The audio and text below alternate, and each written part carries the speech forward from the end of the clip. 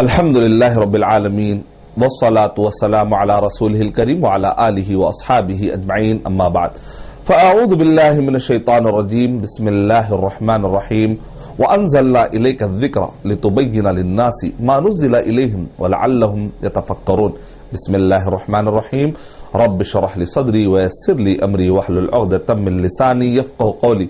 I welcome all of you with the Islamic greeting Assalamu alaikum wa rahmatullahi wa barakatuhu, meaning may the peace, mercy and blessing of Allah subhanahu wa ta'ala be on all of you. The topic of my talk is answering allegations against ahadith. Another question is from hadith rejector is that Quran is a living book. Are we not restricting the interpreter?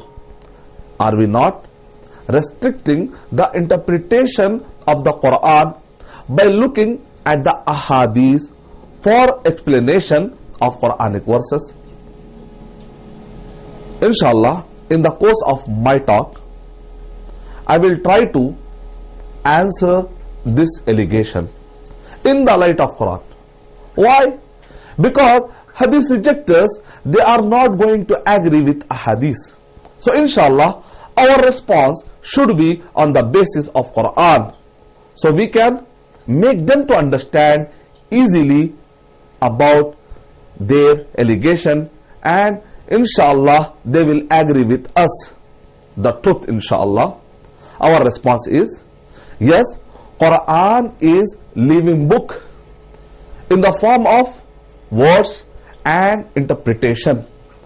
Allah has sent down His word and given authority of interpretation to Prophet Muhammad sallallahu alaihi wasallam. If you read Surah Nahl, Surah number 16, ayah number 44, and if you read Surah Qiyamah, Surah number 75, ayah number 17, Allah subhanahu wa ta'ala said, وَأَنزَلْنَا إِلَيْكَ الذِّكْرَ لِتُبَيِّنَ لِلنَّاسِ. O Muhammad sallallahu alaihi wasallam, O Prophet Muhammad sallallahu alaihi wasallam, we have sent down the Quran, we have sent down the dhikr, and your duty is to explain this Quran to the people. Your duty is not, your duty is only to deliver. Allah subhanahu wa ta'ala did not say your duty is to deliver the Quran. No.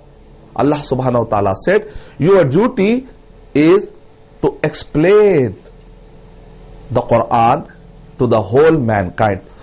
So you can use the Quran with the interpretation and demonstration of Muhammad sallallahu alaihi wasallam in your daily life till Qiyamah, insha'Allah.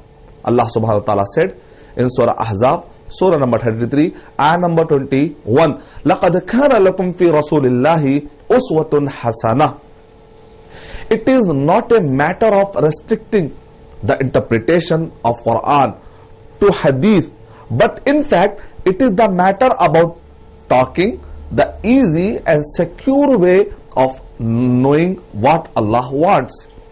If you read Surah Araf, Surah number 7, ayah number 157, Allah subhanahu wa ta'ala has sent Prophet Muhammad sallallahu alaihi wasallam to ease our life. When the explanation of the Quran is already available by the one who is appointed to explain it, then why should anyone try to find a new interpretation? Allah subhanahu wa ta'ala said in Surah Jummah, number 62, ayah number 2, Allah subhanahu wa ta'ala sent Prophet Muhammad sallallahu alaihi wasallam. Allah subhanahu wa ta'ala has sent Prophet Muhammad sallallahu alaihi wasallam as a muallim. Through Muhammad sallallahu alaihi wasallam, you will able to find an easy and secure way to understand the Quran. And if you want to understand this point in detail, you need to watch. You need to watch, inshallah, our series of lectures on ahadith, on allegation, answering allegation against ahadith. Inshallah, if you watch our whole series, inshallah, definitely you will understand all kind of allegation. Prophet Muhammad sallallahu alaihi wasallam knew and understood Allah's word better than Sahaba, and that is why many Sahaba used to ask Muhammad sallallahu alaihi wasallam about the interpretation. They made mistakes in understanding and used to clarify it with Muhammad sallallahu alaihi wasallam.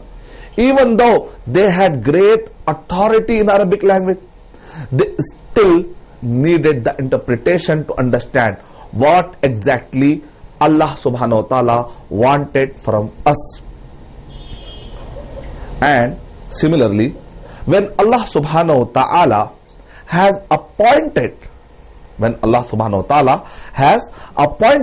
Prophet Muhammad sallallahu alaihi wasallam to explain the revelation, and on the other hand, there are the self-appointed hadith rejectors who claim that there is no need to understand the explanation of Prophet Muhammad sallallahu alaihi wasallam, and they can also explain the revelation. The comparison is clear. The only secure and reliable option is to follow the explanation of the Quran by Allah's appointed Prophet Muhammad sallallahu alaihi wasallam. This way we can avoid the misguidance of self-appointed fake interpreters who are misguiding the masses in the name of restrictions and freedom. And always I am quoting and I am saying that the thumb rule is to ponder and to study all those ayat which are giving and which are explaining the status and the authority of Sunnah. We have to understand and we have to ponder on all those ayat which are mentioned. If you read Surah Al-Imran, Surah 3, ayah number 32, Surah Al-Imran, Surah number 3, ayah number 132, Surah Nisa, Surah number 4, ayah number 13, Surah Nisa, Surah number 4, ayah number 59, Surah Nisa, Surah number 4, ayah number 59, and Surah Ma'idah, Surah number 5, ayah number 92. In Surah Anfal, Surah number 8, ayat number 1. In Surah Anfal, Surah number 8, ayat number 20. In Surah Anfal, Surah number 8, ayat number 46. In Surah Tawbah, Surah number 9, ayat number 71. In Surah Nur, Surah number 24, ayat number 52. In Surah Nur, Surah number 24, ayat number 54. And in Surah Ahzab, Surah number 33, ayat number 33. In all these places, Allah subhanahu wa ta'ala has mentioned that Ati'ullaha wa ati'ur Rasul. And in some places, Allah subhanahu wa ta'ala said, Ati'ullaha wa Rasul. If you read further, you will find this kind of message has been mentioned by Allah subhanahu wa ta'ala in the glorious Quran. If you read Surah Muhammad sallallahu alaihi wasallam, Surah number 47, ayah number 33, Surah Fatah, Surah number 48, ayah number 17, Surah Hujurat, Surah number 49, ayah number 14, Surah Mujadala, Surah number 58, ayah number 13, Surah Taghabun, Surah number 64, ayah number 12. In all these places, Allah subhanahu wa ta'ala has mentioned the authority of Sunnah and the importance of explanation and the importance of following of Prophet Muhammad sallallahu alaihi wasallam. With this, I can conclude that the secure and the easy way to understand the Holy Quran is the only way to understand the Quran.